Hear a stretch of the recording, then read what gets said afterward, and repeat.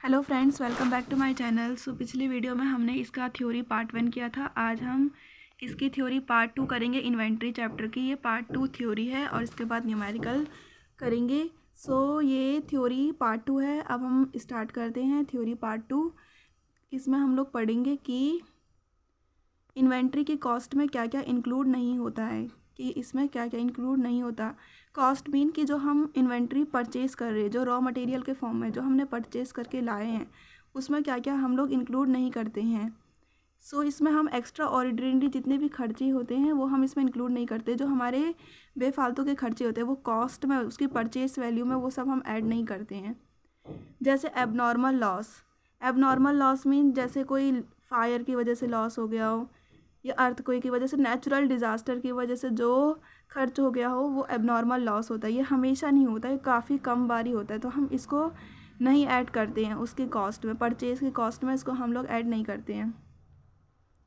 Storage cost में भी नहीं करते। ये अदर कॉस्ट होते हैं, इसमें भी हम लोग परचेज़ की वैल्यू में इसको ऐड नहीं करते हैं। कॉस्ट ऑफ इन्वेंट्री में स्टोरेज कॉस्ट नहीं ऐड करते हैं, क्योंकि स्टोरेज कॉस्ट हमने ये एक रेंट पे लिया रहता है, ये रेंट हम अलग से दे देते हैं, और जो परचेस है उसमें हम लोग ये ऐड नहीं करते हैं। एडमिनिस्ट्रेशन ओवरहेड, जितने भी ऑफिस एक्सपेंसेस है वो सब ऐड नहीं करते हैं। जितने भी जैसे ऑफिस में रखने के लिए हो गए, जैसे ऑफिस में इसको जो हमने अकाउंटेंट रखे हैं उनकी कॉस्ट में इसको ऐड नहीं करते हैं। इन्वेंट्री की कॉस्ट में इन सब चीज़ों को ऐड नहीं करते हैं। ये सारे हमारे एक्स्ट्रा ऑर्डिनरी है जो अलग से खर्चे हैं, इसमें सैलरी दे देते हैं हम, तो ये हमारे कॉस्ट में नहीं आएगी। परचेस नहीं तो बहुत बड़ा कॉस्ट हो जाएगा अगर हम इन सब को ऐड करेंगे, तो ये हमारे अलग खर्चे होते हैं। सेलिंग एंड डिस्ट्रीब्यूशन ओवरहेड, जो हम गुड्स को सेल करने के लिए जितने भी ट्रांसपोर्टेशन कॉस्ट, मतलब सेल करने के लिए जितने भी लोग रखते हैं उनको डिस्ट्रीब्यूट करने के लिए, रिटेल में हम लोग डिस्ट्रीब्यूट करते हैं, तो उसमें ये सब कॉस्ट ऐड नहीं करते हैं। उसका कॉस्ट अलग होता है, ये कॉस्ट ऑफ परचेज में नहीं होता। इन्वेंट्री की कॉस्ट में ये सब ऐड नहीं होते। और जितने भी लोन और बोरोइंग के इंटरेस्ट होते हैं वो हम लोग इन्वेंट्री की कॉस्ट पे ऐड कभी नहीं करते हैं। ये सब अलग खर्चे होते हैं। अब इन्वेंट्री की कॉस्ट में इन्वेंट्री मतलब जो हमने सामान परचेज़ किया है उसके कॉस्ट में क्या क्या ऐड होता है। जो फाइनल इन्वेंट्री होता है उसकी कॉस्ट हम कैसे करके ऐड करके बनाते हैं।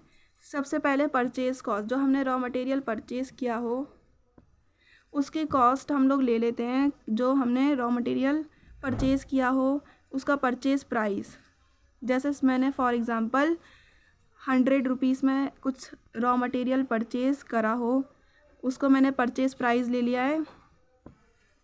और फिर टैक्सेस उसमें हम ऐड कर देते हैं। जितने भी टैक्सेस होते हैं वो टैक्सेस एक्सपेंसेस होते हैं।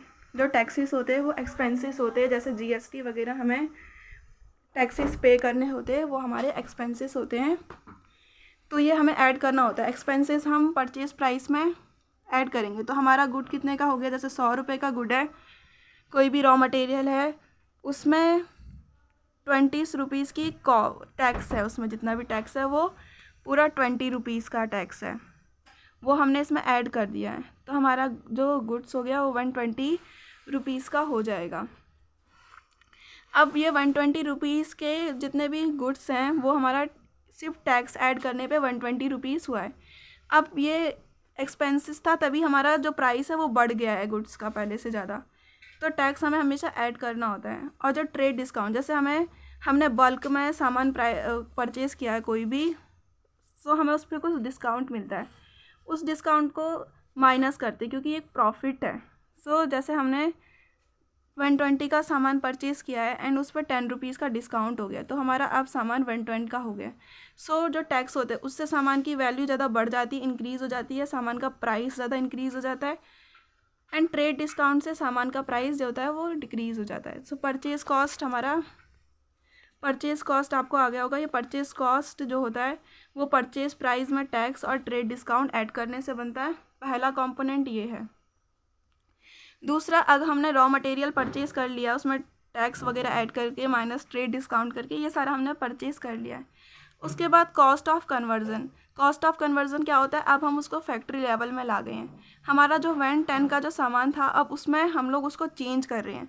जैसे हमारा पेन का हमारा जैसे मार्कर का कोई भी बिजनेस है तो उसमें हम लोग फिर उसमें निप लगाएंगे, उसमें बहुत सारी चीज़ें करेंगे, उसमें प्लास्टिक, उसमें पैकेजिंग, तो उसमें मटेरियल की कॉस्ट ऐड होगी। जैसे मटेरियल का कॉस्ट उसमें 10 रुपी लगा और फिर लेबर की कॉस्ट 5 रुपीज़।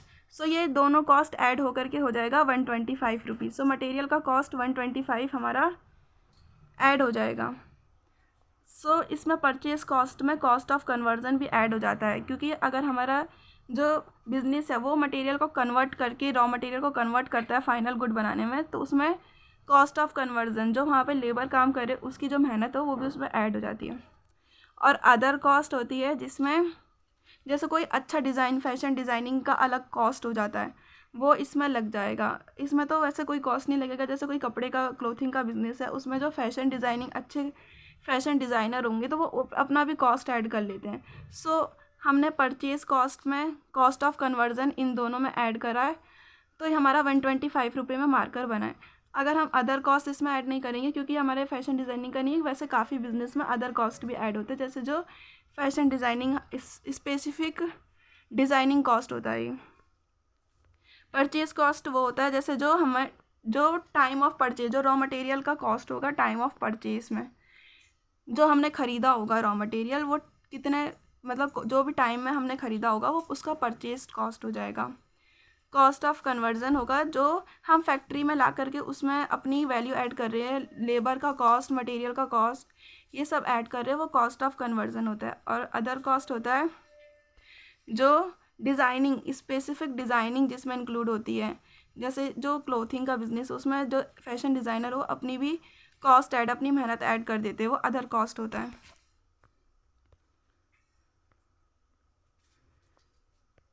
अब हम कॉस्ट ऑफ इन्वेंट्री, पीछे वाले एग्जांपल से आपको समझ आ गया होगा मार्कर वाले से, वैसे ही ये भी है। कॉस्ट ऑफ इन्वेंट्री कैसे करते हैं, पहले जितना भी हमने परचेज़ किया है उसमें हम लोग टैक्स ऐड कर देते हैं। टैक्स को ऐड करना होता है क्योंकि एक्सपेंसेस होता है, इससे प्राइस की वैल्यू बढ़ जाती है, तो टोटल कॉस्ट आ जाएगा हमारा ये। उसमें हम लोग माइनस कर देंगे trade discount. Trade discount minus करते हैं क्योंकि ये बेनिफिट होता है, इससे प्राइस कम हो जाता है ट्रेड डिस्काउंट मिलने से। फिर ये टोटल कॉस्ट आ जाएगी जो भी ट्रेड डिस्काउंट माइनस करके आए। फिर लेबर और मटेरियल कॉस्ट ऐड होगा अगर हमारा बिजनेस कन्वर्जन से रिलेटेड है। सो लेबर और मटेरियल कॉस्ट ऐड हो जाता है क्योंकि इससे खर्च होता है, तो फिर ये प्राइस ज़्यादा बढ़ा देता है इन्वेंट्री की। और ट्रांसपोर्टेशन कॉस्ट भी इसमें ऐड हो जाएगी। ट्रांसपोर्टेशन कॉस्ट इसीलिए ऐड होगी क्योंकि उसमें ट्रांसपोर्ट भी तो करेंगे। अगर बिज़नेस कहीं दूर हो और रॉ मटेरियल हम कहीं दूर से ख़रीद रहे हो तो उसमें जितनी भी ट्रांसपोर्टेशन कॉस्ट है वो हमारी ऐड होती है। और अगर बिज़नेस ज़्यादा स्पेसिफिक डिज़ाइनिंग का है, ये अदर कॉस्ट है। जैसे अदर कॉस्ट है, अगर बिज़नेस ज़्यादा स्पेसिफिक डिज़ाइनिंग का हो उसमें ये वाली कॉस्ट भी जुड़ जाती है। तो टोटल कॉस्ट हमारी ऐसे आ जाएगी। सबसे पहले कॉस्ट ऑफ परचेज में टैक्स ऐड करते हैं, वो टोटल कॉस्ट आ जाएगी, उसमें ट्रेड डिस्काउंट माइनस करते हैं, labour plus material cost add करते हैं और ट्रांसपोर्टेशन कॉस्ट उसमें ऐड करते हैं और स्पेसिफिक डिज़ाइनिंग कॉस्ट ऐड करते हैं। बस एक चीज़ माइनस करते हैं जो बेनिफिट होता है, ट्रेड डिस्काउंट। बल्क में कभी बल्क प्राइस में अगर हम कुछ सामान परचेज़ करते हैं तो उसको हम माइनस कर देते हैं। कॉस्ट ऑफ इन्वेंट्री होता है। And COGS, cost of goods sold, आगे आएगा ये न्यूमेरिकल में। इसका फार्मूला होता है सेल माइनस GP और एक अदर फार्मूला होता है opening stock minus purchase minus direct expenses और प्लस माइनस क्लोजिंग स्टॉक। ये इसका अलग फार्मूला है, इसको हम लोग अभी करेंगे। ये क्वेश्चंस में आएंगे कि COGS निकालो फीफो मेथड से, परपेचुअल इन्वेंट्री मेथड से। सो ये हमारा सिर्फ अभी थ्योरी पोर्शन कंप्लीट हो गया है, इसके बाद न्यूमेरिकल पोर्शन भी करेंगे। सो प्लीज़ अगर आपको वीडियो अच्छी लगे तो please like, share and subscribe करें। Thank you for watching.